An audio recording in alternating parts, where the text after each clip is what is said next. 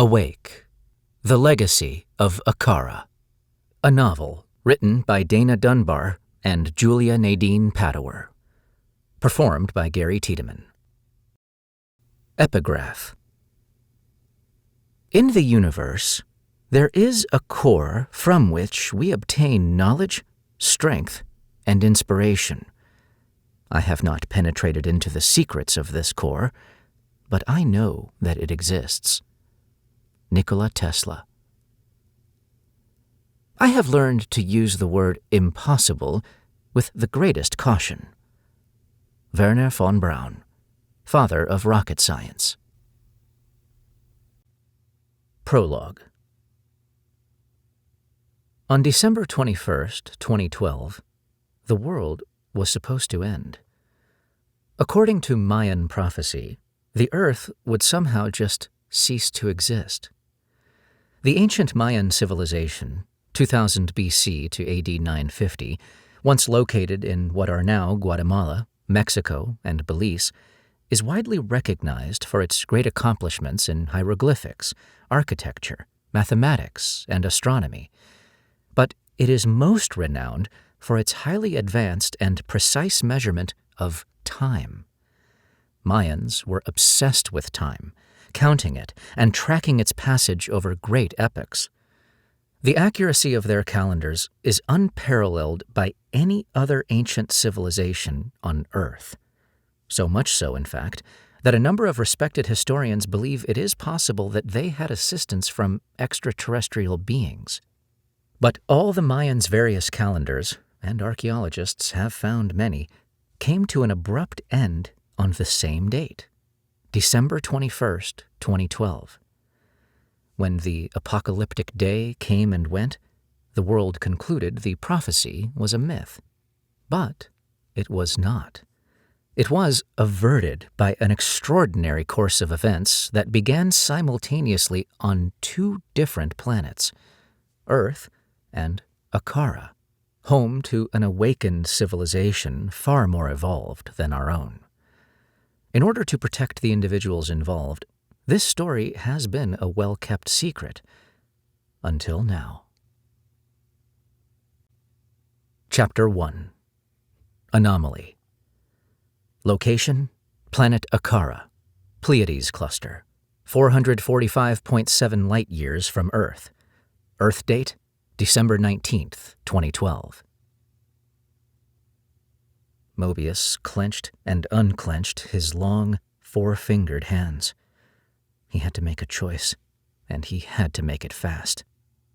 If he decided to go to Earth, it would change everything for him. But if he didn't go, it could change everything for them. For a moment, he wished he had just put the relic back in the ground and covered it over with dirt. 6 days earlier, before he even knew Earth existed, Mobius stood on the jump platform of a hovercraft as it moved high in the lavender skies of Akara over the final testing site. As the arm display of his energy suit's control panel counted down, he grew more and more agitated. "I'll never make it," he thought. In an attempt to calm down, he looked out the transparent ribbon that encircled the craft's hull. His two enormous blue and orange eyes squinted at the twin flames, Akara's binary light source. The sun and dwarf star were caught in a gravitational embrace that made for some radical astronomical phenomena. But today, they seemed only to shine a further light on his deficiency. He was 18, but suddenly felt like a child again. Mobius shifted his gaze to Akara's moons. 7 of the 11 hung visible in the day sky, and they brought him a bit of comfort, like sentries watching over him. Suddenly, the aperture beneath his feet flashed open, and he heard his mentor say, "Candidates, make the leap," as he dropped into the upper atmosphere, free-falling toward the ground.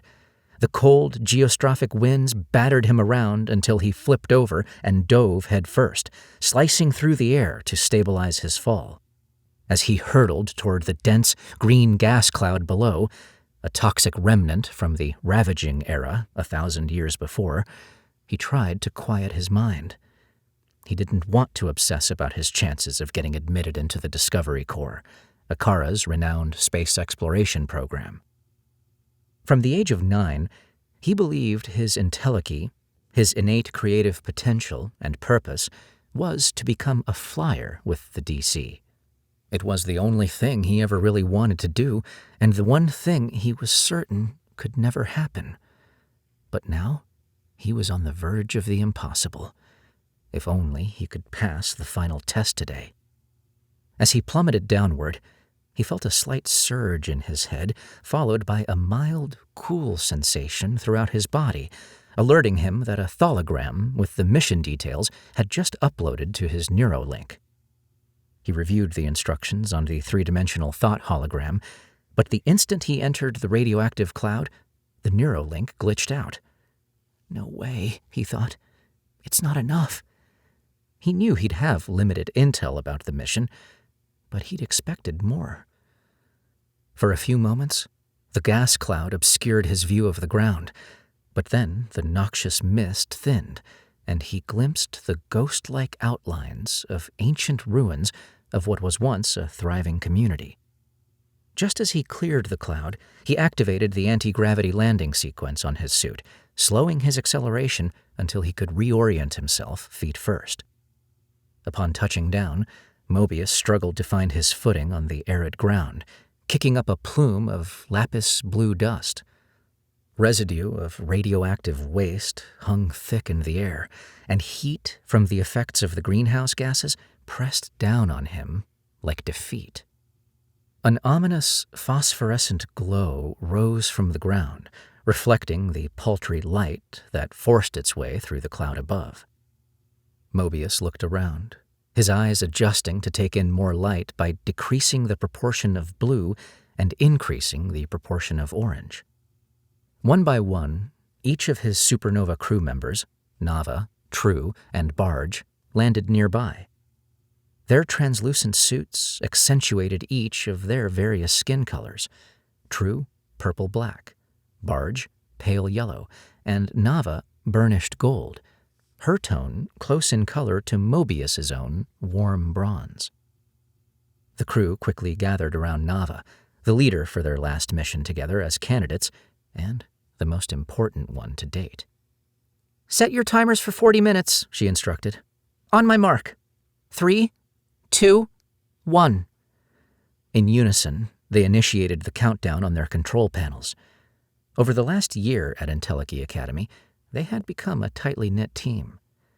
"Remember," Nava said, "head back to the rendezvous point immediately when the alarm sounds. We have only 20 minutes to get back to the ship before our shields are breached.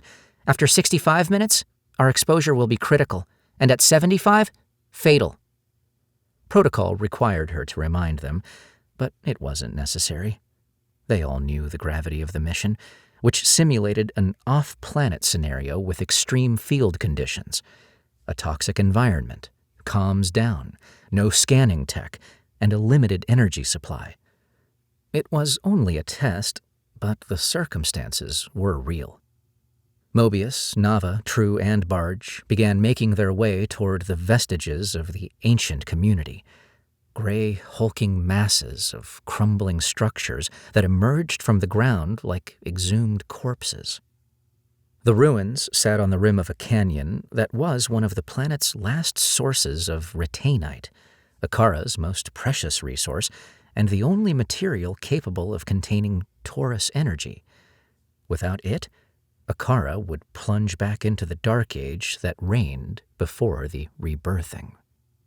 Mobius was fascinated by the rare substance, a liquid crystal that existed in a liquid state underground and crystallized into a solid above ground as soon as it was exposed to the argon in Akara's atmosphere. Even though he'd never paid much attention in planetary sciences, he'd learned everything he could about retainite, and was heartbroken to find out it had been mined to near depletion during the Ravaging Era for use in technology and weaponry, leaving enormous pockmarks all over the planet.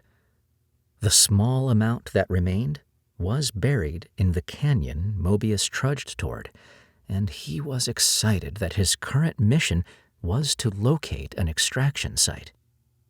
The only problem was that he'd have to do so using nothing more than his intuition.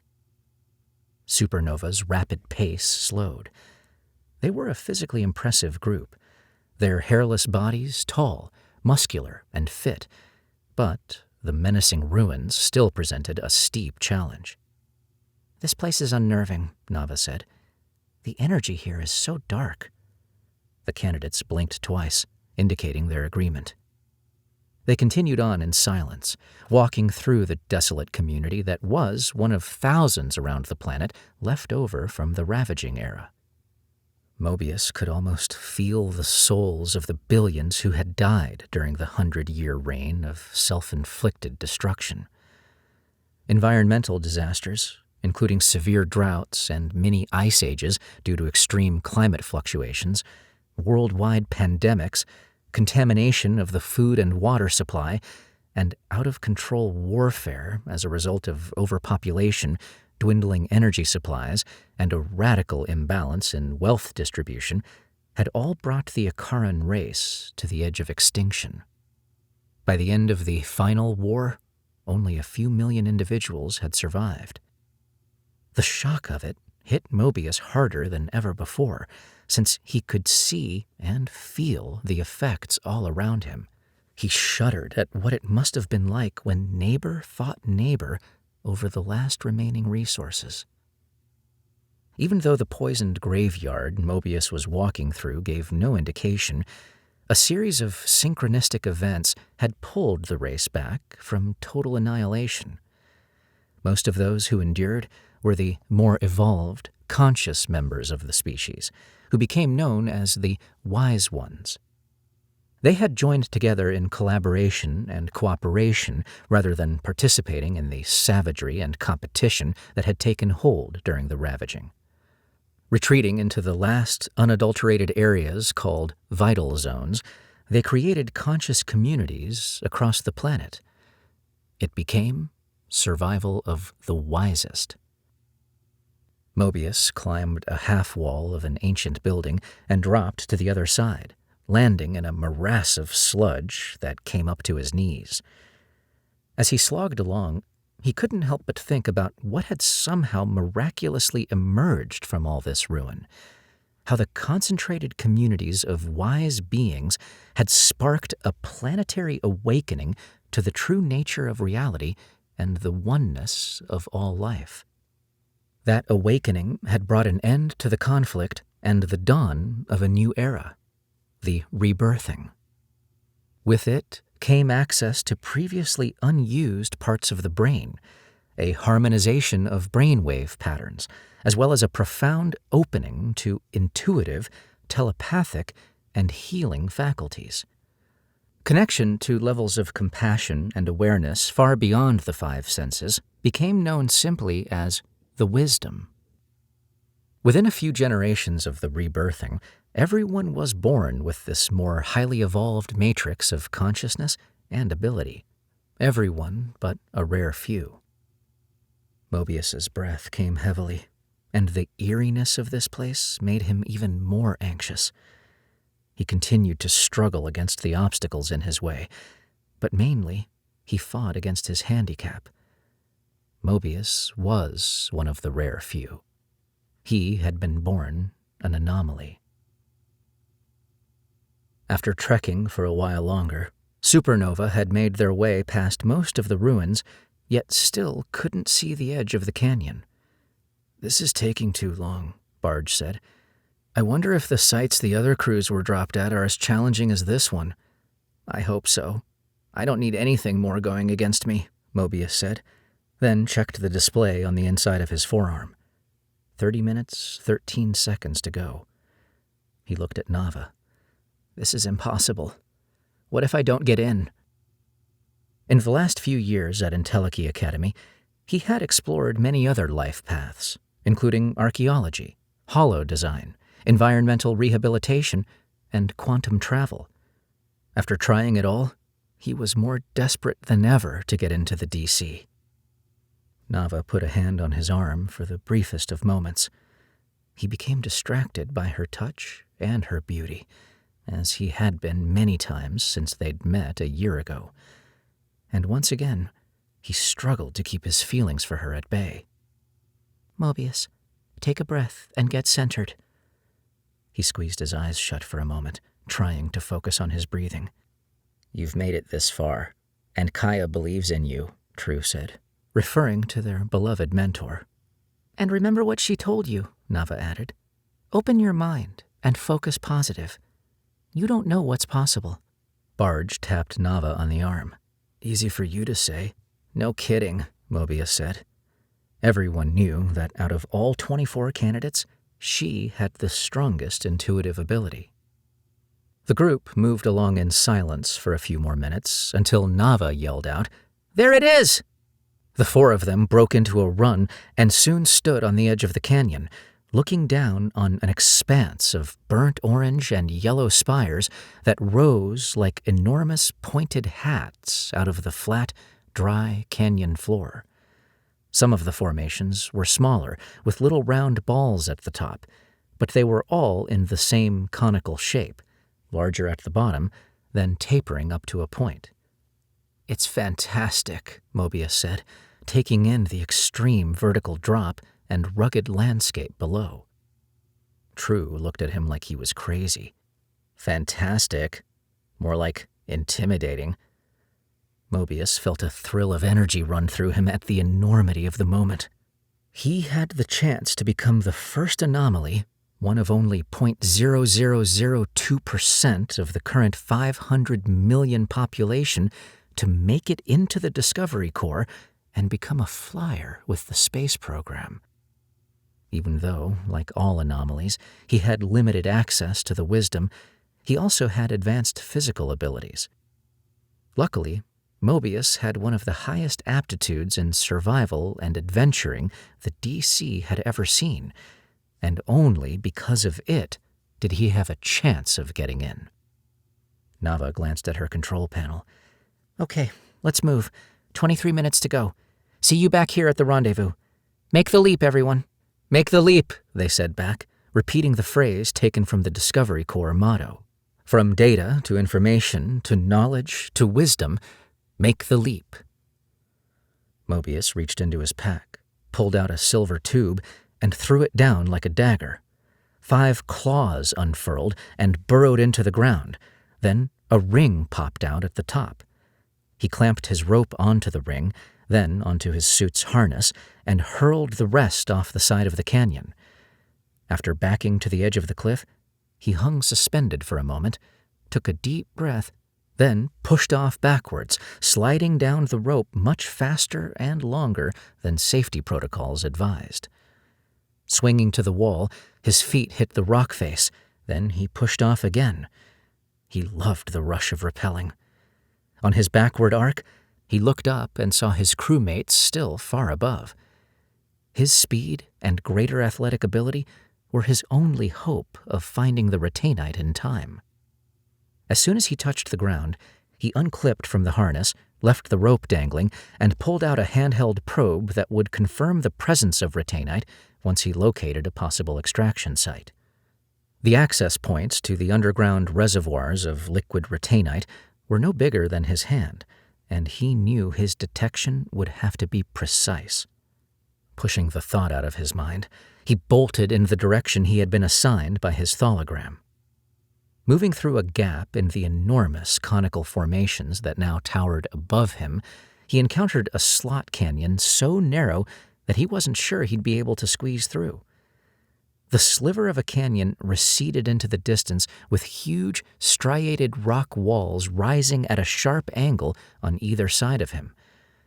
Racing forward, he followed the natural trail of the canyon. At times, the path was so constricted he had to turn sideways, inch through the gap, and scuttle over rocks blocking the way. He moved as fast as he could for a while, then stopped inside a cavernous rock enclosure to check his display. With only a narrow slit of murky sky visible at the top, his eyes adjusted to read the time remaining. 15 minutes, 36 seconds. Anxiety rose in his throat, and he was about to rush out of the cave when something stopped him. a subtle feeling that he should remain still for a moment. "Where is the extraction point?" he asked inwardly, then waited. But all he heard was his own heaving breath, quickly followed by his doubting mind. He looked around, trying to find any clue that might lead him to the retainite. "It can't be in here," he thought. "It's too narrow, and it's too near the start. It can't be this easy. Keep moving." He sprinted on, bursting out of the slot canyon. The sky opened up above, but he was still in a tight space, surrounded by 3 huge spires closing in on him. The cone-shaped structures blocked his view completely, and he couldn't tell which way to go. Without thinking, he shoved the probe into his pack and began working his way up the tallest formation, climbing freestyle without securing a rope. The rock was unstable, and it slipped away in pebbles as he climbed, and he knew he was taking a risk the mentors would question. Finally, he reached the top. 8 minutes, 49 seconds remaining. With his feet stable underneath him, he held on to the pointed apex of the enormous cone with one hand as the other swung free while he looked in every direction. To the south, just beyond the cluster of formations, he could see an open field, and hope spread through him like warm liquid. That has to be where it is. He studied the best way to navigate through the spires to get to the field, then anchored a hook and slid down a rope in a matter of seconds.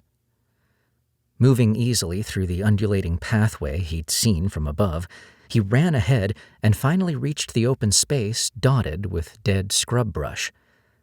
As he crossed the broken terrain, he looked at the countdown. Only 2 minutes, 54 seconds to go. It's not enough time. His heart punished him, not so much from exertion as from fear. He began looking around frantically. "Slow down, Mobius." For a moment, he thought he heard Kaya speaking to him telepathically, but it couldn't be her, since she wasn't allowed to guide him in any way. Besides, he wouldn't have been able to hear her even if she tried. While she was the only person he was able to pick up any telepathic thoughts from, that was only when he was physically near her and highly focused. He figured that she'd told him to slow down so many times over the past year, her words must just be ringing in his head. Forcing himself to stop, he tried to tune into his intuition by quieting his mind, closing his eyes, and slowing his breathing like he'd been taught in mindfulness training. He struggled to listen for an answer, to access the wisdom, but all he could think about was the display relentlessly counting down. He opened his eyes. 1 minute, 38 seconds left before the test was over. He could hardly breathe. Desperate, he pulled the retainite probe out of his pack, ran into the field, and began plunging it into the canyon floor time and time again, covering as much ground as he could in the seconds remaining, trying to locate the retainite by sheer force of will. Suddenly, the control panel's alarm pierced the silence. Time was up. He had failed. Several minutes later, Mobius heard Nava call out from behind him. "Mobius, what are you doing?" He glanced over to see her standing nearby, deep concern on her face. "It's got to be here," he yelled, as he continued to obsessively stab his probe into the ground. "I have to find it!" Nava rushed to him. "Mobius, we have to go.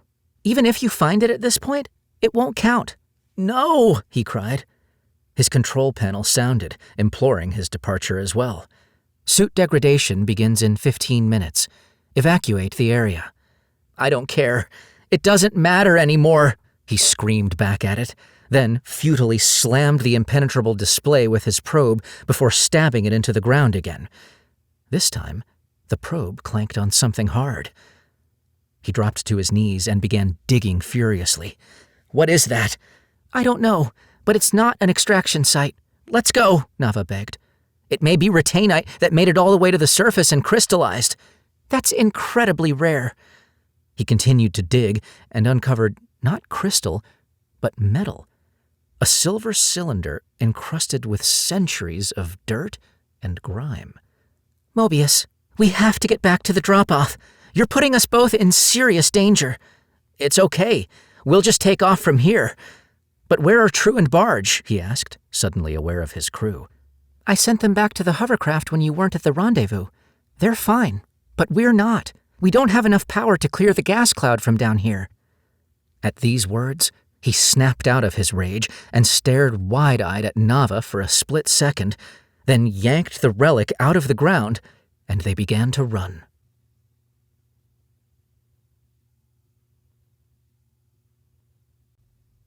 Chapter 2. Endangered. Location: Planet Earth, Guatemala, Maya Biosphere Reserve, 75 miles south of the Mexican border. Date: December 9th, 2012. The drug gang cowboys no longer wore bandanas over their faces when they confronted Diego Villela. The jungle ranger tightened his hands into fists as he stared at the four barefaced men who had suddenly erupted out of the jungle and stopped his jeep. "What do you have for us, college boy?" Pedro, an oily-skinned narco who usually did all the talking, asked in Spanish as he slung his AK over his shoulder. Diego had to tell them something. If he didn't, they would take him down. But if he did, it would endanger everything he'd sworn to uphold. Once again, he wished he had handed the drug lord back his blood money and kept his eyes to the ground. The criminales had first ambushed Diego 8 months ago on the side of a remote, rutted-out road just after he'd started working for the paramilitary ranger patrol in the lawless jungle of Guatemala. His job was to help protect the Maya Biosphere Reserve, 8,000 square miles of rainforest and one of the most threatened and important habitats in the world. After running off a group of illegal pet traders trying to capture scarlet macaws, he had emerged from the jungle to find the narcos waiting for him, lined up in front of his vehicle with their faces covered and armed like terrorists. Now that Diego was on the take, they no longer bothered to conceal their identities. But he wished they still wore the damn rags, because Pedro, a raw-boned pendejo, had a mug like a ghoulish Mexican mask out of Dia de los Muertos. "You'd better start talking, Diego," Pedro barked, while the jungle ranger stood silent, trying to figure out what to say. "I've been working on it," Diego finally replied, his words laced with bile. "The Diablos own me now." The insidious thought came to him before he could push it down, and he gritted his teeth against it. He'd believed that allying with their money, power, and the narco culture that was worshipped by the poor, powerless young guys he grew up with in the barrio, the ones who kicked his ass on a regular basis, would prove that he was not the asthmatic, scared little kid he used to be. At 24, he had grown to be 5 feet 10 inches, taller than any of the outlaws in front of him, made his body fit and strong, and gotten a fierce jaguar tattoo that took up the length of his right forearm. Despite all this, even standing there in his fatigues, armed with an assault rifle and empowered with paramilitary authority, he still couldn't shake the feeling of self-doubt and weakness. "The boss is counting on you, cabron," Pedro said. "You've got to give me more than that." Diego's stomach turned to molten lava at the mention of the boss. All he'd seen of the notorious drug lord, Manuel Menendez, was his feral black eyes above the mask he'd worn when he'd offered Diego more money than his parents had ever imagined and a chance to prove he was turning out to be impressive after all, unlike his father. I'm telling you, there's no real news. They're talking about some kind of crackdown from the Policía Nacional Civil, but nothing is certain yet. Their biggest concern right now is stopping the slash-and-burn deforestation and illegal logging." Pedro raised his eyebrows and whistled under his breath, and the other men exchanged glances, all of them wearing the typical narco uniform of cowboy boots and jeans. The news was a big deal. The slash-and-burn areas, where outlaws like these had cut out huge swaths of rainforest, were important for drug running. The narcos used them to land their planes to drop off and pick up cocaine and heroin on their way to Mexico and the United States. They also used the clear-cut areas to create cattle ranches as fronts for laundering their money, as well as money for Salvadoran and Chinese gangs who illegally logged the timber to sell in China. "Who is the leader of the police for the crackdown?" Pedro asked. Diego knew this meant, who do we need to threaten or pay off this time? As the ravenous December sunshine beat down on him, he wiped the sweat off his face with his sleeve. "I don't know. They haven't mentioned any names." "When is it happening?" Pedro pressed, raising his voice above the howler monkeys that bellowed in the trees. "I don't know that either. They keep changing the date because of all the tourists coming for the end of the Mayan calendar." Suddenly, a short, stocky guy with a missing ear was in Diego's face, his AK rifle pressed up under Diego's chin. "It's your job to know." Diego tried to stand his ground, but he stepped back, his heart thundering. "If I pry, my uncle will suspect me," he stammered, suddenly picturing the distinguished Domingo Hernandez, who was head of the Jungle Patrol, scowling at him from under imposing eyebrows. "He isn't like me. He's on a mission." "Don't worry, Rafael," Pedro said. "Diego will do his job. His job now is to get his uncle to tell him who is in charge of this police crackdown and when it is happening. If he does what he's told, he keeps getting paid more money than he thought he'd see in his whole stupid little life. And if he doesn't, he will suffer very badly. So you see, it's easy for him." Diego gripped his rifle tighter, for a moment fantasizing about how he could get himself out of this mess. "Give me a week. I'll have more for you." Rafael backed off, but glared at Diego with disgust. Moments later, the men melted back into the jungle and were gone. Diego drove away as fast as possible on the rugged road, fear pulsing through him like thick blood. He had given them some information, but had concealed the fact that the police offensive was set to begin sometime in the next 2 weeks. Stalling allowed him the temporary illusion that he was thwarting the criminales. But he knew if he didn't warn them before the strike happened, they would kill him for sure.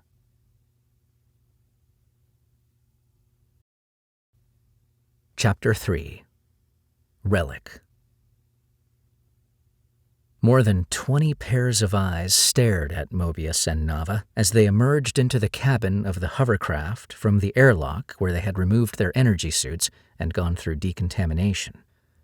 At first, Mobius wished he could crawl back into the airlock, but when all the candidates started cheering and shaking their fists, a sheepish smile crossed his face.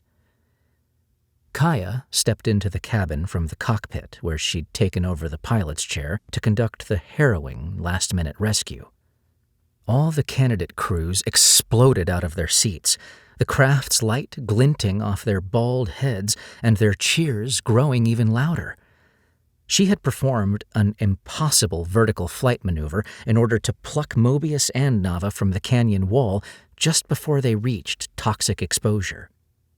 What a badass, Mobius thought, even though he dreaded having to face her after what he'd done. More than just a deep space pilot, Kaya was a planetary hero, and he was still amazed that he'd landed her as his mentor. Just the year before, she'd been part of a mission to rescue a crew on a scouting expedition that had been stranded on an uninhabited planet where noxious vegetation had degraded their vessel and poisoned the crew. She had defied mission parameters and helped save all 8 flyers and recover the ship. But she was poisoned to the point that she had to stop flying for a while to let her body recover, even after undergoing quantum healing treatment. Since being grounded, she'd decided to help select the next generation of flyers for the Discovery Corps. "Settle down, everyone," Kaya said, gesturing for the candidates to lower their fists, but it was the stern look on her face, something many of them had never seen before, that quieted them. She then turned to the other mentors aboard and began discussing the situation, without even glancing at Nava and Mobius. As the two of them took their seats, Barge, True, and the others started peppering them with questions, but Mobius ignored them and instead studied Kaya, trying to determine if she already knew why he hadn't returned to the rendezvous when the alarm sounded. As always, her golden eyes sparkled with a mischievous fire, a stark contrast to her rare, opalescent white skin, which originated only in the snow-covered region of Centaura.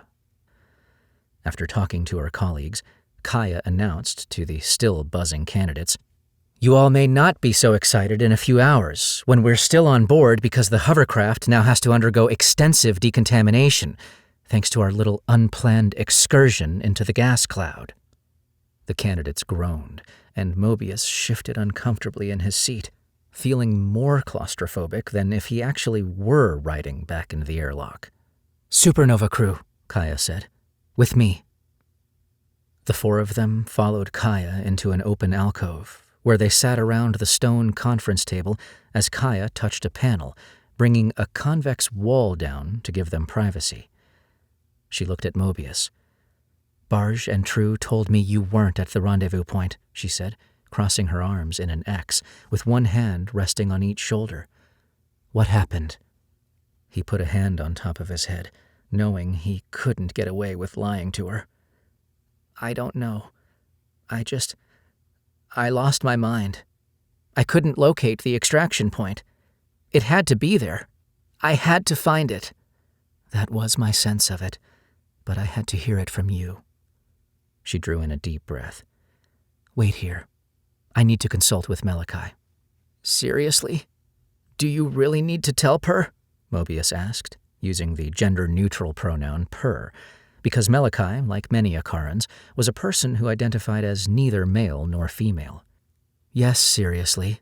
You could have died out there," she said, then turned and left the room to contact one of the highest-ranking members of the Discovery Corps. Mobius's crewmates sat around the long table staring at him, but he looked away, focusing on the ship's energy source just outside the alcove. As he watched the torus, a spectacular ball of multicolored light revolving inside a transparent retainite sphere, he felt a wave of shame at not being able to locate an extraction site. Torus energy was critical for their survival. The revolutionary technology was able to harness the infinite power of the universe to provide Akara with unlimited, free, clean energy. But it needed retainite to make it work. If he had gotten into the DC, he would have been exploring space to find the thaumaturgic liquid crystal, one of the most important areas of life work on the planet. But now what was he going to do? He looked back at his crew, knowing the answer to the question he was about to ask before he spoke. "Did all of you find an extraction site?" They blinked twice, and Mobius squeezed his eyes shut. Nava turned to True and Barge. "I'm going to tell Kaya you two shouldn't be here." "Seems to me you shouldn't either," True said. Mobius slumped in his chair. "I'm really sorry," he said, then mumbled to himself, "Nice move, Anomaly. You really screwed up this time." They sat in uncomfortable silence for a few moments until Mobius suddenly grabbed his pack. "Hey, wait. I found something down there." "What do you mean?" Barge asked, leaning forward. "Yeah," Nava said. "He insisted on digging it out of the ground. That's what almost got us killed." "I think it's a relic," he said. "Really?" True asked. "Wait a minute. It could be contaminated." "No. It went through the decon chamber in the airlock. It's fine." Mobius pulled the metal cylinder out of his pack, and they all took turns examining it. When it made its way back to Mobius, he worked off some of the encrusted grime and noticed what appeared to be a cap on one end. He tried to turn it, but it didn't budge. "Here, hold it," he said to Nava. As she gripped the cylinder tightly, Mobius used both hands, trying to work the top open. Finally, it loosened, letting out a pneumatic whooshing sound as it released its vacuum seal. He looked inside and saw nothing but a dark, padded chamber, but when he overturned it, a small object fell out. Mobius picked it up, and everyone stared at the shiny gold cube he held in the palm of his hand. "What is it?" Nava asked breathlessly. "That area's been uninhabitable since the Ravaging Era. Whatever it is, it has to be at least 1,000 years old," Barge said, gaping at it. "Come on, what are we waiting for?" Nava said, her eyes flashing with curiosity. "Someone capture it and do a search."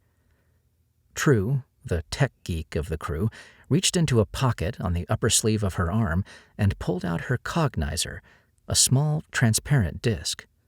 She pinched the cog, opening it into a 3-dimensional orb that floated out in front of her, then dropped the cube into the device, using her neurolink to command the cog to define the object. As the glowing sphere started to spin and they waited for the results, everyone watched intently. "It looks like a game piece or something. Maybe a toy," Barge said. After a few moments, the cog began vocalizing. The object is an ancient form of information storage known as a data cube.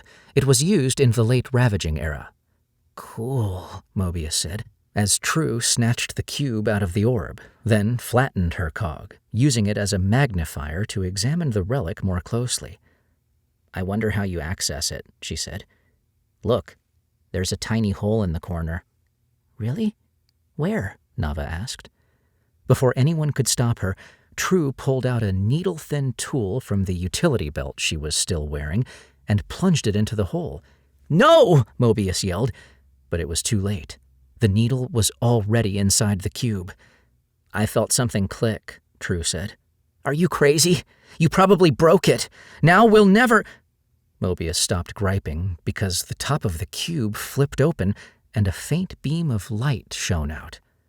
They froze, watching it there in True's long hand, unable to make anything out of the flickering light. "You can't see that old imagery in light like this. It's too bright." "Lights off," Mobius commanded, and the room darkened. Just then, Kaya entered the room, and Mobius grabbed the cube, tossed it back into the cylinder, and shoved it into his pack. "Why are the lights off?" Kaya asked. The candidates just looked at each other and shrugged. "Lights on," Kaya commanded as she walked to the front of the alcove and touched a clear screen panel floating near the wall. A holographic image of Malachi, the stoic senior commander, projected into the room. At the sight of Per, the candidates rose from their chairs and nodded their heads in respect. Nava jumped in before either Kaya or Malachi could speak. "I just want to say that True and Barge followed my orders and shouldn't be—" "There's going to be a full inquiry," Malachi said, then looked at Barge and True. "But for now, you two can go." Barge squeezed Mobius's shoulder, and they left the room. "Mobius, I was shocked when Kaya relayed what happened. How can you justify this behavior?" Malachi asked. Mobius shot Per a look. "All I can say is I've never worked this hard or cared about anything as much as getting into the DC. He grew visibly more upset as he spoke. "I was told anything is possible, even for an anomaly." He looked directly at Kaya for the first time. "You told me that!" "Never mind that you failed the test," Kaya said.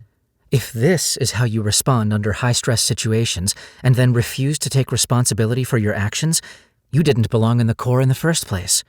"The test is unnecessary anyway," Mobius continued his protest. "We have advanced scanning instruments that can find retainite. I don't need to find it using my intuition." "Mobius, at the very least, show your mentor some respect," Malachi cut in. Per had been Kaya's mentor when she first entered the space program, and they were close. The test is by no means unnecessary.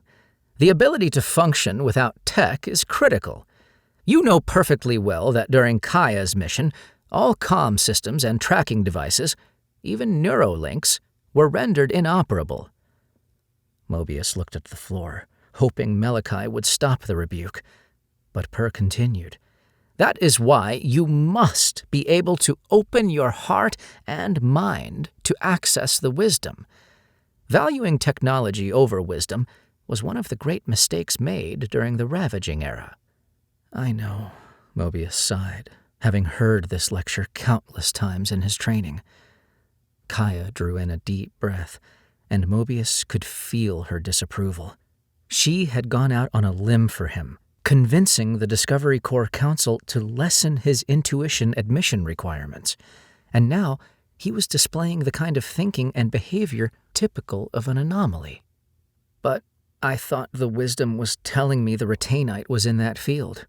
Clearly it wasn't, Kaya said, and it wouldn't have mattered anyway. The test was over. I know. I made a mistake, he said, his anger giving way to guilt. Kaya's disappointment in him was almost as unbearable as not getting into the DC. She looked at him, her fiery eyes momentarily turning warm and kind. What's going to happen now? He asked. The Council will determine that. I'll let Kaya take it from here.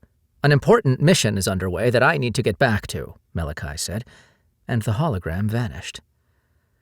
The possible consequences raced through Mobius's mind, but he shifted his focus to Nava. She came back for me, he pleaded. She shouldn't be disciplined for my mistake. And as the team leader, Nava said, I'm requesting leniency for Mobius. His record has been excellent up until today. Mobius felt a burden lift from his heart. He'd always been certain she'd never be attracted to him, but he couldn't bear the thought of losing her as a friend. The DC made an exception for him once, Kaya said. I doubt that they'll do so a second time. We're done for now. She walked out of the alcove. Nava turned to Mobius, who sat frozen in his chair. We all know how much you wanted this. Try to forgive yourself. I do. He blinked twice, and though he was relieved to hear it, he couldn't bring himself to look at her.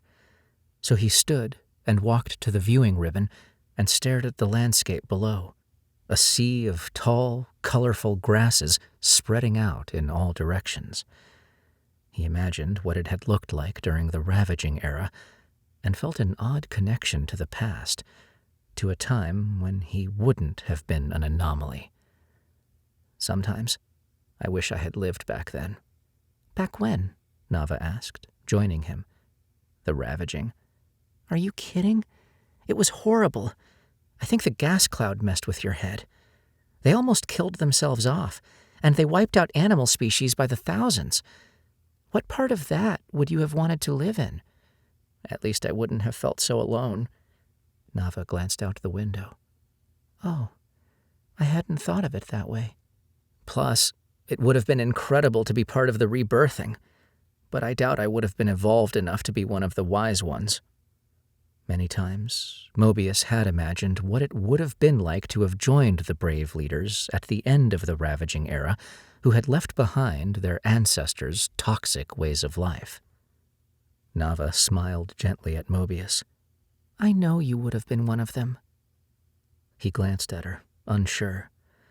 Though he lacked full access to the wisdom, like all anomalies, he was on the more evolved end of the spectrum. Because of it, he'd thought he was going to be a trailblazer like the wise ones had been, a hero to his kind everywhere. But now he served as just more proof that they couldn't be trusted. Once again, he was lost in a world where he didn't belong. Though he wasn't treated like one, he felt like an outcast, like the object he had pulled out of the ground, a relic from the past.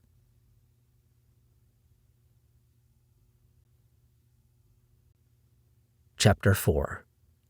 Intangible Zone. Diego scanned Domingo's face for a sign that his uncle might be onto him. Domingo had called him into his office at the Laguna del Tigre ranger station, and as usual, ever since Diego had made a pact with the drug gang, he worried that the great man, whom everyone called El Jefe, the chief, had somehow discovered what he'd done. "I have something important to discuss with you," El Jefe said in Spanish. Diego's body tightened as his uncle casually sipped his café con leche and set the cup back down on his desk. "I'm giving you a special assignment," Domingo said finally, and Diego exhaled, relaxing into his chair. He even allowed himself to get excited, until his uncle described what it was. "I received a phone call from the Natural Resources Defense Council.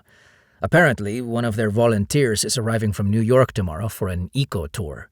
They've asked if we could please show her around a little bit before her tour begins in a few days." Diego sighed.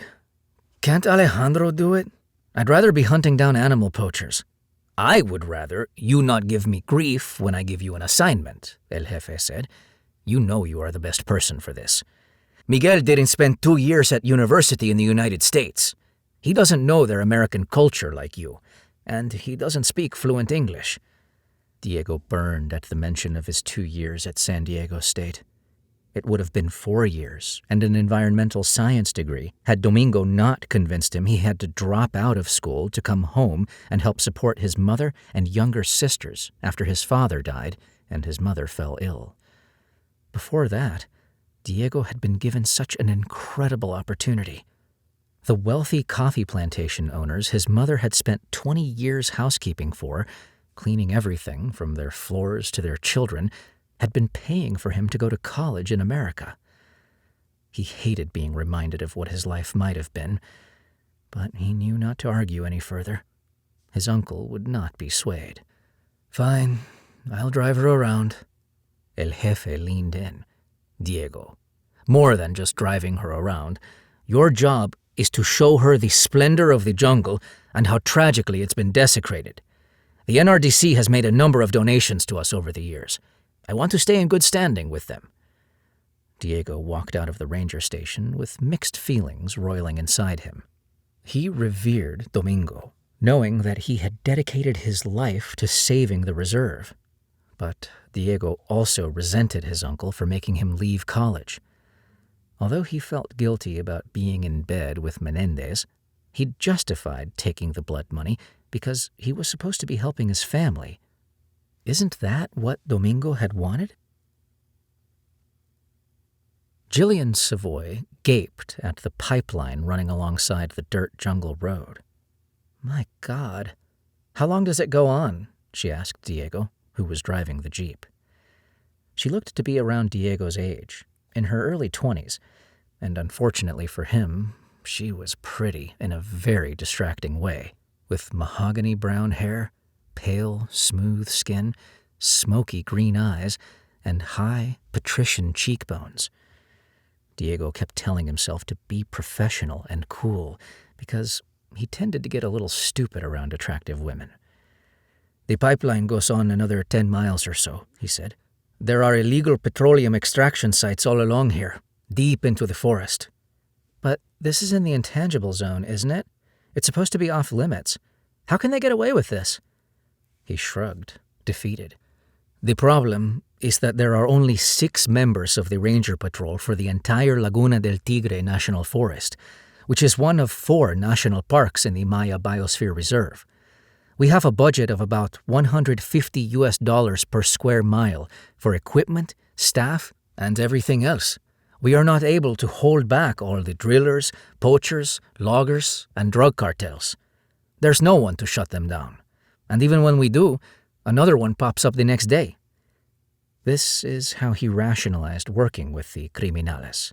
The forest was being decimated, and there was nothing he could do to stop it. Wow. She shook her head in dismay. It's one thing to read about all this. 6 rangers for an area that's over 1,000 square miles? That's a joke. Why don't they assign more? Diego smiled at her naivete. He had encountered this kind of thinking often with gringos. "Miss Savoy, This is not... Please, call me Jillian. Okay, Jillian. This is not the United States. Guatemala is a third world country and an oligarchy. All our wealth and political power are in the hands of a few ruling families. These billionaires have no interest in the environment. It's not good for business. Believe me, I know. She sighed heavily. At this point, the U.S. is pretty much an oligarchy too, though no one wants to admit it. The top 10% own 70% of the wealth. It's a serious consciousness of greed. Diego looked at her with admiration. She was anything but naive. That's true, he said. He forced himself not to think about the corrupt choices he'd made based on his own consciousness of greed, as she'd put it. Every once in a while, he glanced over at her, trying to size her up. She had a vitality about her, and yet a look of tenderness and vulnerability in her eyes. Her body was fit, and he hoped it meant that she could handle the rigors of the jungle. As the jeep bounced over some rocks in the road, Jillian grabbed the roof handle. It's just heartbreaking that there are only 6 people to protect this area. It should be a worldwide responsibility. The rainforests are the lungs of the planet. They're a global resource, not just a national one. When Diego didn't respond, she looked over at him. I'm sorry. I'll get off my soapbox. Don't apologize, he said, though he wasn't sure what a box of soap had to do with it. I agree with you, but until the world realizes how important the jungles are, we need help from organizations like yours. Is that a fundraising pitch? She asked. Because they told you I'm just a volunteer, right? No, it wasn't a fundraising pitch. I'm wasting my time out here, Diego thought. So, what would you like to see today? There are some beautiful waterfalls at the end of a great animal trail. There's a bridge that crosses a river that has a lot of alligators. Or, I do need to check one of the cat cameras to replace... Cat camera? She said breathlessly. As in, big cat? Yes, in the jungle. It helps us get an accurate population count. She bounced up and down excitedly in her seat like a 5-year-old. Yes, yes, yes, she said. Let's go check the cat camera. Diego chuckled, and they rode for a few more minutes in silence until he pulled off the road into the jungle, stopping behind a stand of trees where he was sure his car could not be seen from the road. Here we are. Great, she exclaimed, starting to jump out of the jeep. Hang on! Diego pulled her back into the vehicle. What's wrong? Nothing. I just want to make sure there are no dangerous animals. He checked that his pistol was in the holster on his hip and that the safety was off. Then he got out and scanned the area for criminales. This was nowhere near their usual territory. That's why the camera had been placed here, and the reason he'd felt comfortable bringing her to this area. But he still breathed a sigh of relief when he noticed no signs of human presence in the last several days. He could deal with animals, even the most dangerous. It was poachers and narcos he was worried about. Okay, está bien, he said, then grabbed his backpack. Let's head in. Did you put on bug spray? Yes, sir, she said, tying her hair into a ponytail. Good. You'll need it. Okay, before we go in, the main thing to remember is to stay quiet. Keep your eyes open above and below for snakes and insects, but also for big cats. We might get lucky and see something.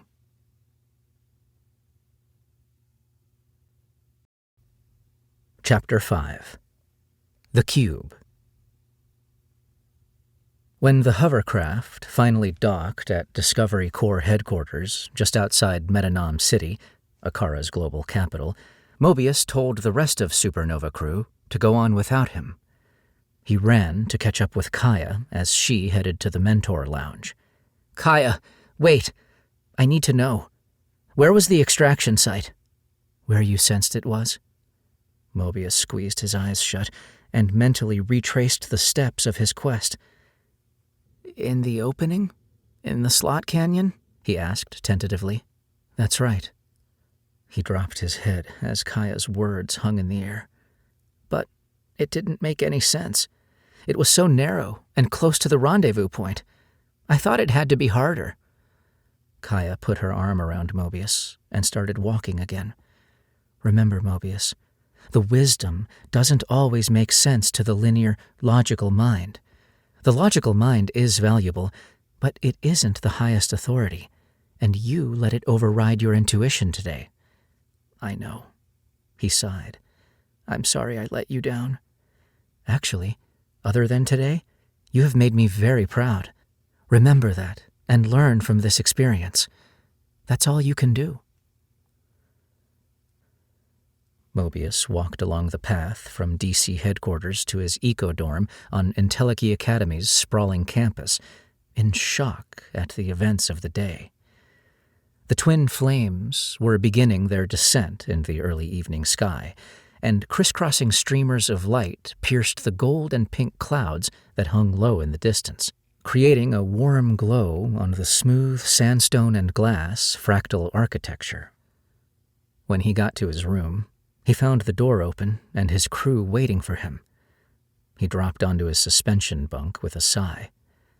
He'd loved being a part of their team for the last year, but now it was over. He was the only one who hadn't made it into the DC, and he felt more like an anomaly than ever. "I just want to be by myself," he thought. "What are you all doing here?" "You have to bring the cube to Kaya," Barge said.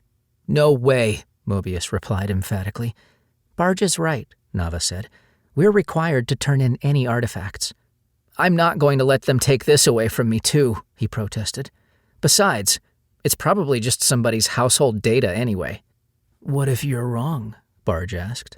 "Maybe whatever's on there could be interesting enough to get you into the archaeology corps," True suggested. "I know that's not your first choice, but it's still fascinating."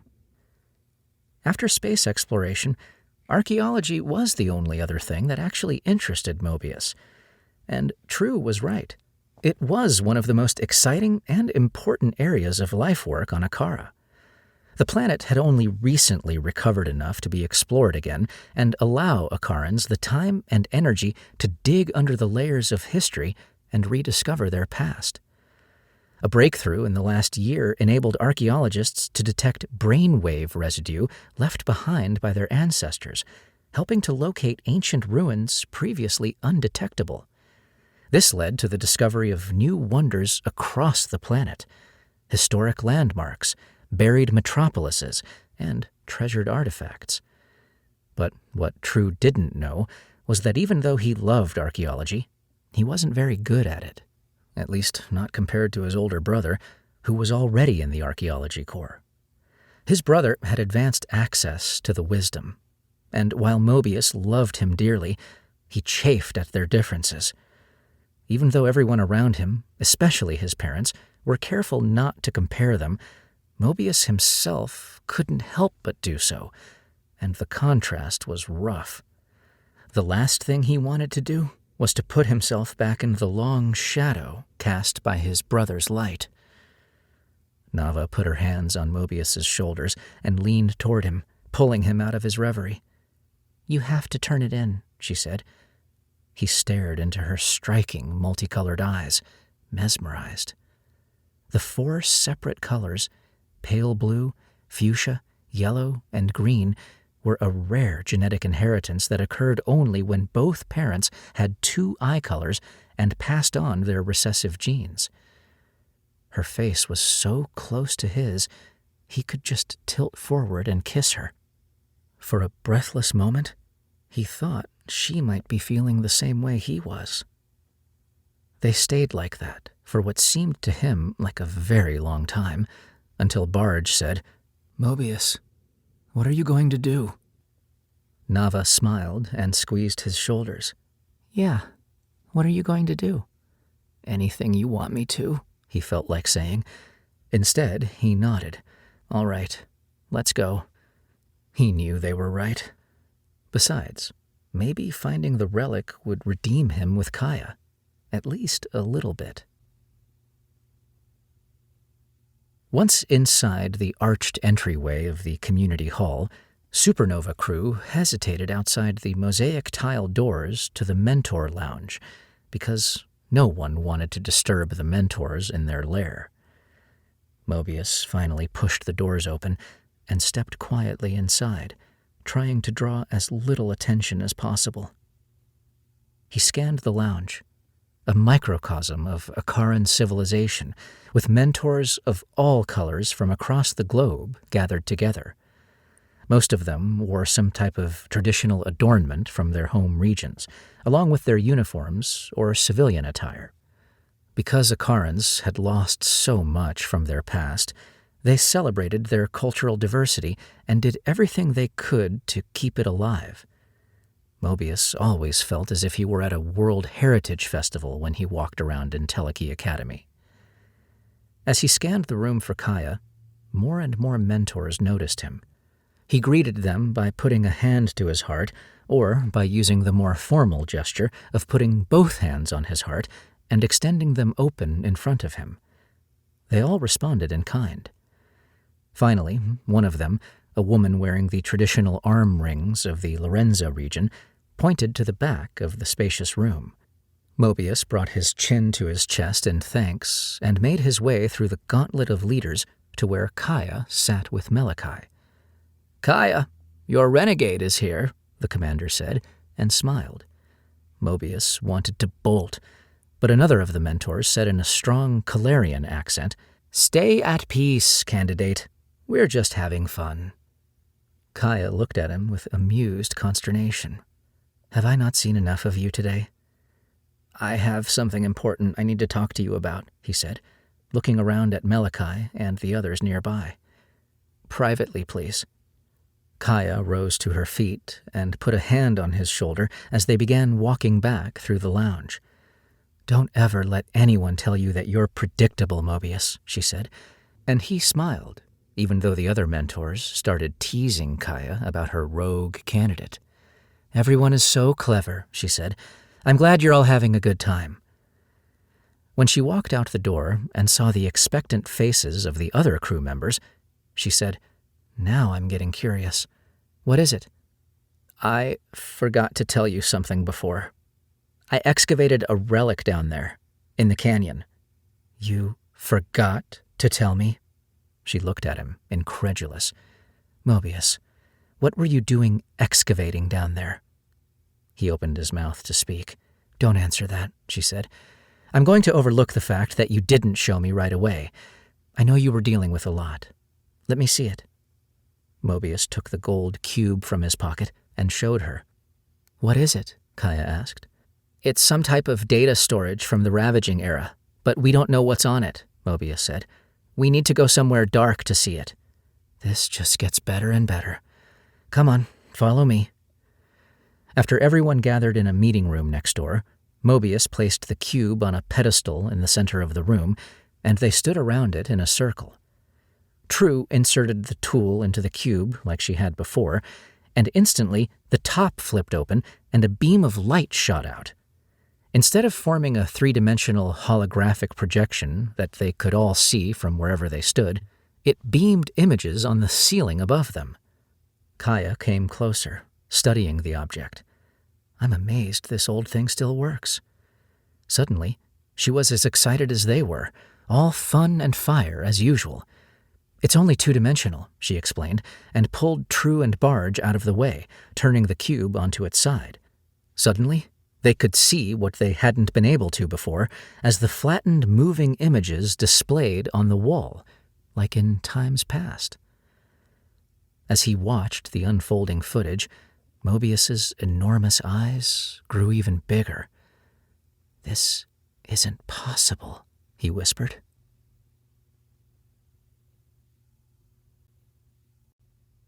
Chapter 6. Obsession. "What cats live in this area?" Jillian asked excitedly as Diego led them into the jungle. He held a tree branch out of her way. "Jaguar, jaguarundi, ocelot, puma, tigrillo. So all of them," she said, her eyes gleaming. "Awesome. Anyone in particular you're hoping to see?" "I'd be thrilled with any of them, but it looks like you've got a personal favorite," she said, pointing to his forearm. "That's a jaguar, right?" "Yes," he said, running his hand over the image of a leaping spotted cat that was inked from his wrist to his elbow. "It's so cool. I really like the way the tail wraps around your wrist," she said, touching it. His face flushed at her touch. "Thanks. Maybe it will bring us good luck. I've only seen 2 in the last 6 months, so it hasn't worked that way so far, but we can hope." He led them off the road onto the animal trail that meandered through the forest dominated by bayleaf palm and logwood kasha trees. Mosquitoes and sandflies buzzed around them. Only a few steps in, the canopy overhead rustled. "Un mono, a monkey," Diego said, catching his Spanish and pointing to a funny-faced black howler looking down on them. Delighted, Jillian pointed her iPhone at the big girl and clicked away, but the howler screeched at them, not as enthused to make their acquaintance. "Whoa," Jillian said. "It's so loud." "They're the alarm clock of the jungle. No sleeping late around here." "I noticed. I was up at 6 this morning." She followed him as he moved farther into the thick vegetation. "Not that long ago, I was usually just getting into bed at that hour." "Did you work at night?" She laughed. No, I partied at night." "So what's a big partier doing down here?" "Oh gosh, that's a long story," she said, crinkling up her nose. "I'm sure I'd love to hear it.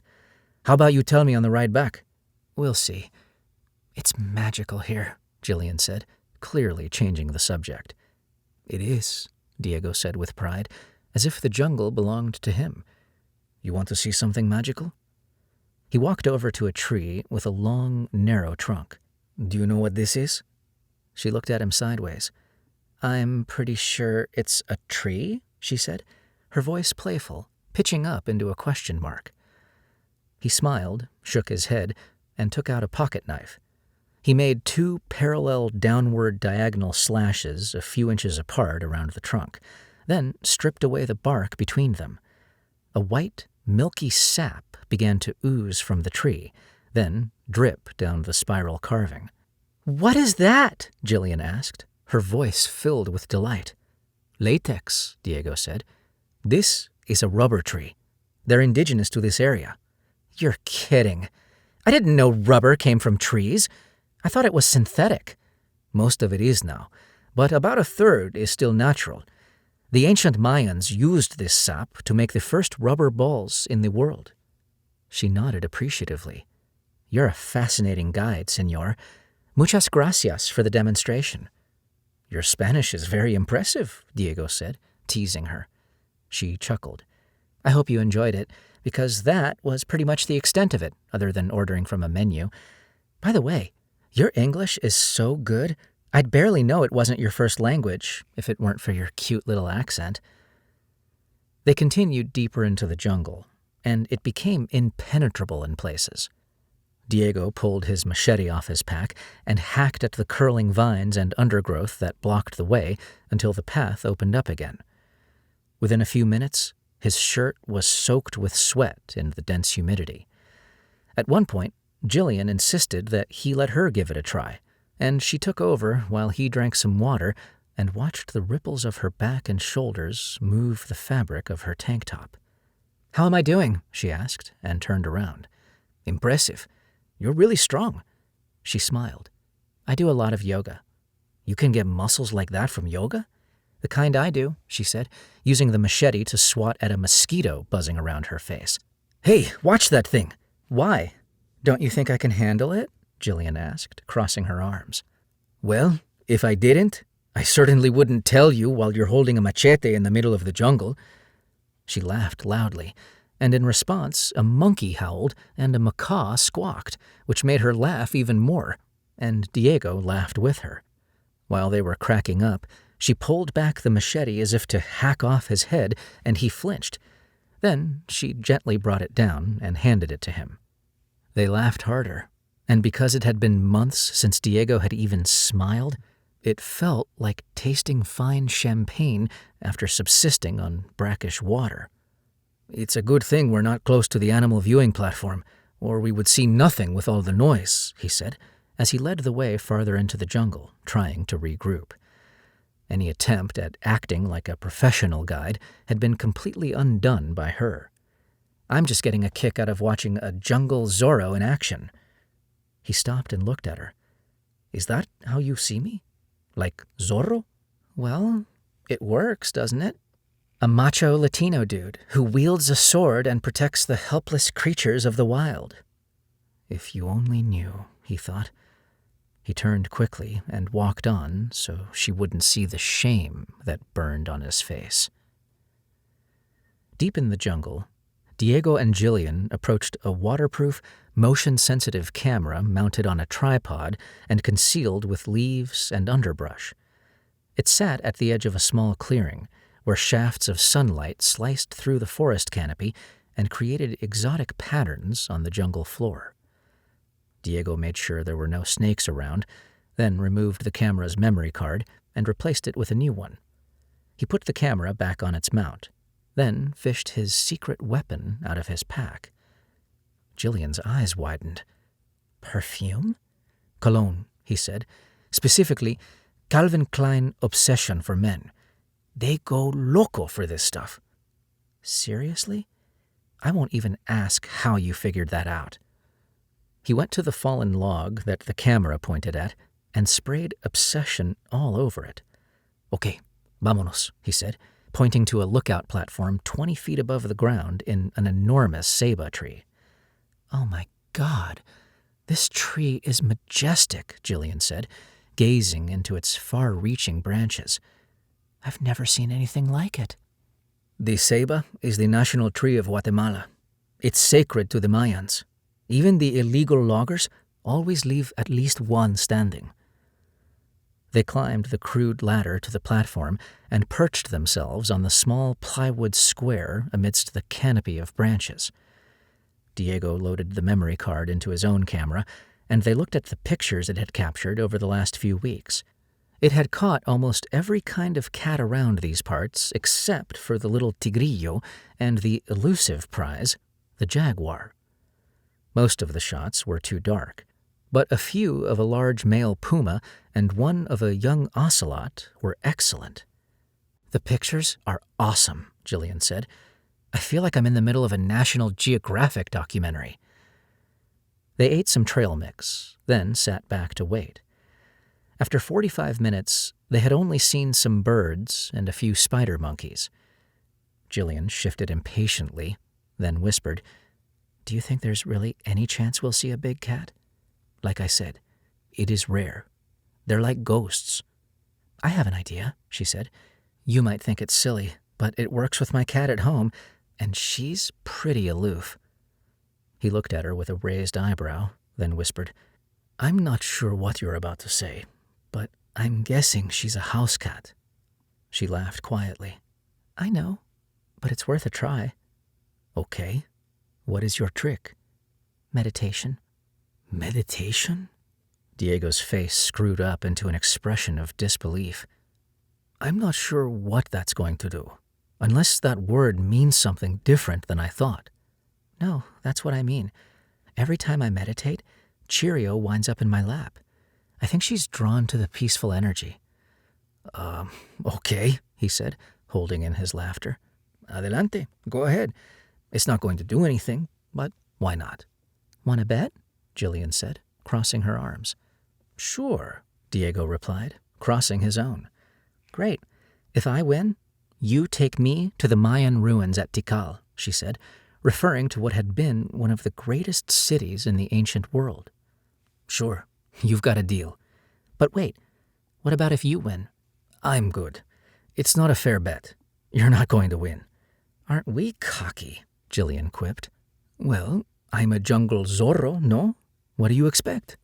She squeezed her eyes shut for a moment, annoyed. "I expect a real bet." "Fine. On the drive back, you have to tell me the story about all the partying and how you ended up here in Guatemala." Jillian stuck out her hand to shake on it. "Deal," she said. "We should stop talking, even whispering. The cats can hear very well." "Okay," Jillian said. then crossed her legs and closed her eyes to meditate. Diego watched her curiously and saw an expression of serenity come over her face in spite of the bugs flying around her. As Jillian sat perfectly still, Diego's heart swirled in confusion. He was intensely drawn to her and envied her freedom to laugh so easily. But she also scared him. Her beauty and lightheartedness threatened to unravel him, and he could not afford to let down his guard. Not only would El Jefe not be happy, but it would seriously mess with his head while dealing with Menendez's men. He had to stay sharp.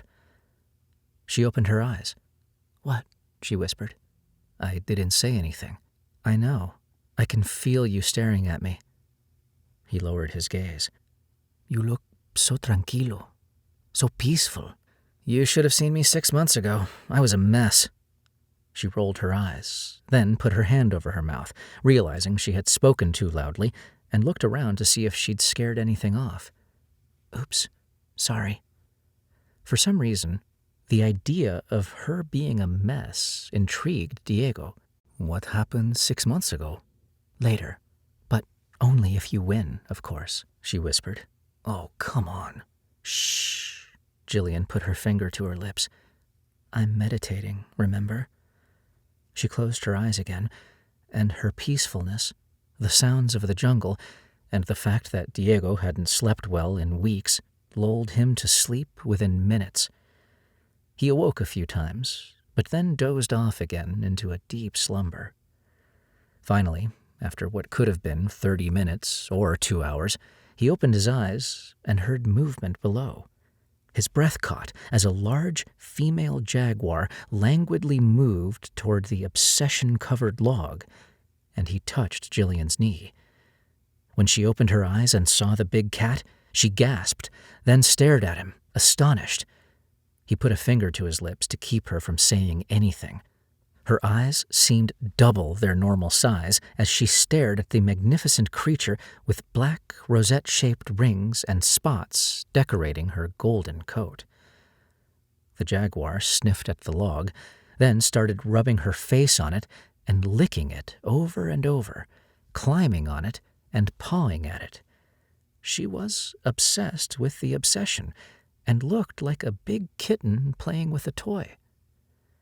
They both took pictures of the jaguar, and when a shaft of light hit her feline face and she looked up at them, her smoldering golden eyes sparkled, and her radiant beauty took their breath away. Finally, she'd had enough of the cologne catnip and slinked back into the jungle as quietly as she had come. Jillian looked at Diego, and, like little kids, they celebrated by shouting and cheering, jumping to their feet and high-fiving. "That's the coolest thing I've ever seen. I told you the meditation would work," she yelled, then hugged him so fast and hard that he stumbled backward and nearly fell off the platform, but she pulled him back toward her and steadied him. As they stood there with their arms around each other, his stomach trembled, and his legs felt watery. He wanted to kiss her. "No lo pienses," he said to himself. "Don't even think about it. You have to get serious. This cannot happen." He gently pushed her away from him, then scrambled down the ladder and headed back toward the jeep. "Why are you going so fast?" Jillian asked, as she rushed to keep up. "I just need to get back. I've spent enough time playing around." Finally catching up to him, she grabbed his arm. "Hey, you owe me. Tikal tomorrow." "Not possible. My boss won't allow it." "You made a bet." "Well, I didn't think you'd win." They rode back to headquarters in silence as he stewed in resentment at her presence. He didn't want to be around her anymore. He didn't want to think about the fact that they saw a jaguar on her first time out, or how the local Mayans believed that jaguar sightings, which were extremely rare, were a gift from God. And he certainly didn't want to think about God. She had penetrated his veil of denial and made him furious at himself for what he'd done and angry at her for making him feel this way. He gripped the steering wheel as if he wanted to choke it and vowed to stay away from her. When he dropped her off, he tried not to notice the hurt in her eyes.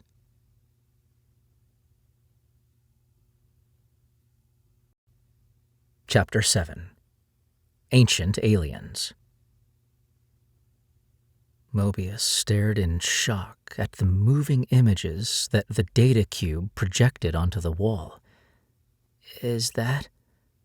Are those? Aliens? Nava said, finishing his sentence. The old-fashioned footage, stamped International Space Agency Mission Log, showed a view from an ancient Akaran spacecraft hovering over a gathering of alien beings on a lush planet rich with life. The aliens stood amidst large pyramid-shaped structures, some of which were under construction in the middle of a clearing in a dense green jungle. As the craft moved down and landed on the ground, the beings came into better view. They were like Akarans in many ways, anthropoids with 2 legs and 2 arms, but they had tiny eyes and dark fur on their heads. Mobius couldn't tell if there were purs among them, but he did see 2 genders for sure. Most of the men wore primitive loincloths, but some were more elaborately adorned with tunics, jewelry, and headdresses. The women wore colorful pieces of cloth draped around their bodies. Their skin was a deep brown, a shade darker than Mobius, but not as dark as True. As the craft landed, the aliens lost control, raising their hands and falling on their knees. Even though there was no sound, they were obviously crying out. The 5 supernova crew members stood there, awestruck at what they were seeing. "This is unbelievable," True exclaimed. "Unreal," Barge said. "Look at them. They're beautiful," Nava said. "They have to be from Lasman," Kaya whispered. "Wow. That's mind-blowing. I thought Lasman was a myth," Mobius said, an electrical current of energy running through him. For as long as he could remember, he'd known the legend of Lasman, which meant precious jewel. It was said to be a planet inhabited by intelligent beings and located in the Serpent, a tiny constellation visible from Akara. No one but conspiracy theorists took the legend seriously. The chances of finding another planet like Akara were 1 out of the billions and billions of worlds, solar systems, and galaxies in the universe. Everyone agreed that there had to be other sentient beings out there, but sadly, they had never found any. Given this lack of contact and Akaran's obsession with space, even though there was no evidence of its existence, Lasman had achieved a cult-like status. All of a sudden, the imagery cut to a new scene, showing what seemed to be the commander of the mission to Lasman. He was wearing an old spacesuit, with a helmet that had a large, coiled tube coming out the top of it. He stood at the exit portal of the ancient craft and said something to the camera. "What is he saying?" Barge asked, frustrated that there was no sound. Through the helmet's clear visor, the commander's features were visible: a long nose and pearl-white skin and golden eyes. Like Kaya, he was clearly Centauran. When the portal opened, the commander clomped in his heavy space boots down the steps to the ground and stood before the crowd of aliens.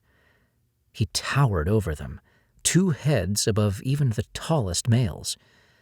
They all prostrated themselves before him, except for one man who walked toward him, then spoke and knelt down.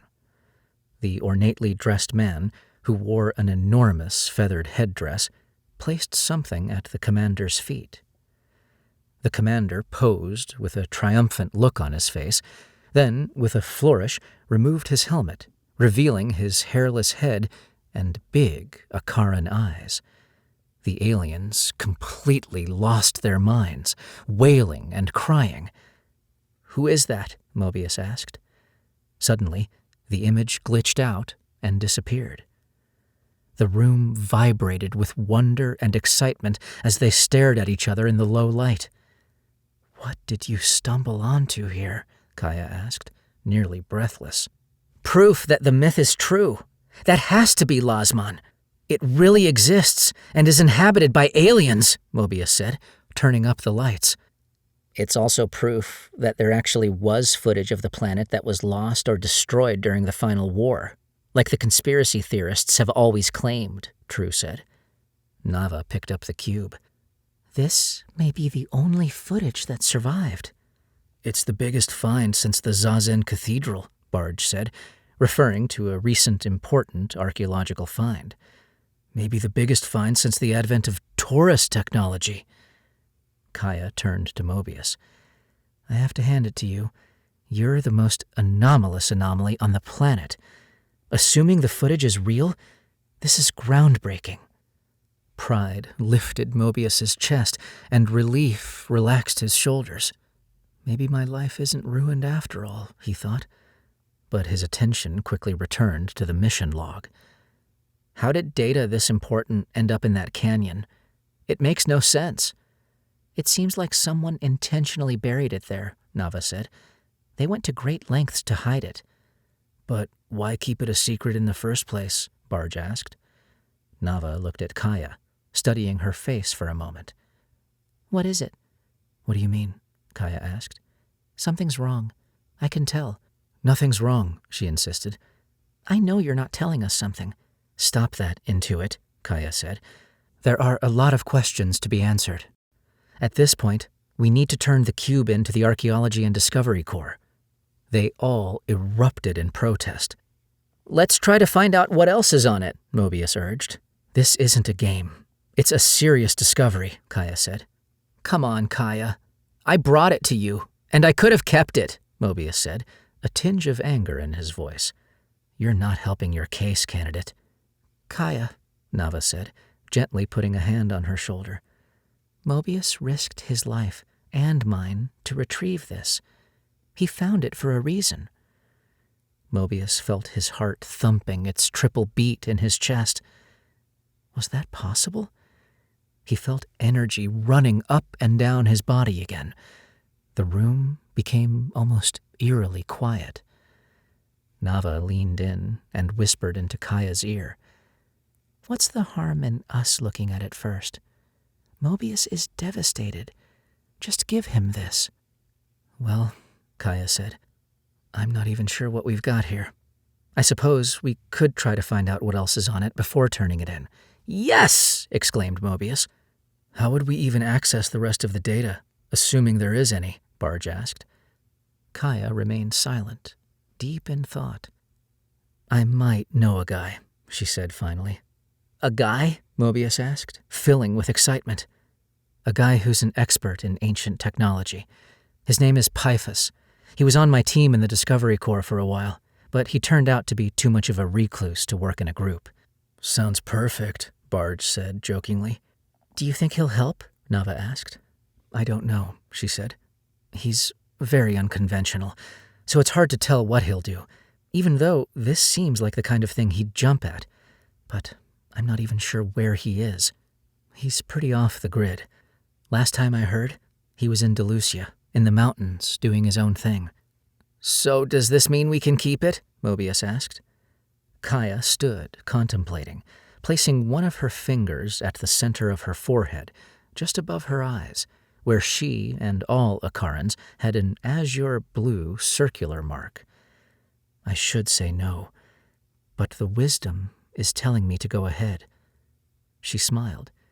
"But then, we're turning it in right away." The group looked at each other in disbelief and started to vibrate with anticipation. They loved that she wasn't afraid to bend protocol. "Don't get too excited. I have no idea when or if I'll be able to find Pyphus. If I don't reach him in the next couple of days, we'll have to turn it in." "You'll find him," Mobius said, unable to hold back his excitement. He took the cube from Nava, shut the top, and handed the tiny artifact to Kaya. Nava flashed him a smile, and it seemed 10 times brighter than the sun and dwarf star combined. As soon as the candidates stepped outside the community hall, Nava stopped and looked up at the dark sky, now filled with stars. "Look at the serpent," she said. The 5 tiny stars, visible to the naked eye, formed a squiggly line in the shape of a snake, with the biggest star at the top as its head. "Come on, you guys. Follow me," Mobius said. He cut diagonally across the quad and headed toward the Tenzin Observatory, named for the legendary brother and sister science team who developed the first Taurus at the end of the final war. They'd helped bring civilization back from the abyss of the Ravaging Era and usher in the Rebirthing. A regal structure, the observatory towered over the campus. During the day, its dome, covered in mirrored fractal geometric patterns, reflected the spectrum of light from the twin flames, shooting laser-like beams back into the sky. At night, it refracted the softer light of Akara's moons. Inside the foyer, the group walked past a display that housed the first Taurus.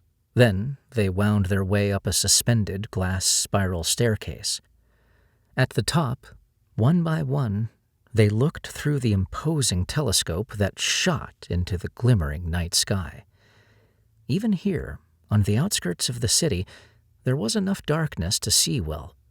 Since the Rebirthing, Akarans had put an emphasis on minimizing all pollution, including light and sound. The telescope was nowhere near the strength or capability of the ones used by the DC in remote locations, but it was good enough to turn the faint, faraway constellation into a dazzling pattern of colorful stars and planets of various sizes. Somewhere among them, possibly even one that they could see, was Lasman. Nava backed away and let Mobius look again. "I hope the footage turns out to be real." "If it does, do you realize what it means?" Mobius whispered as he gazed across the galaxy. "We're not alone."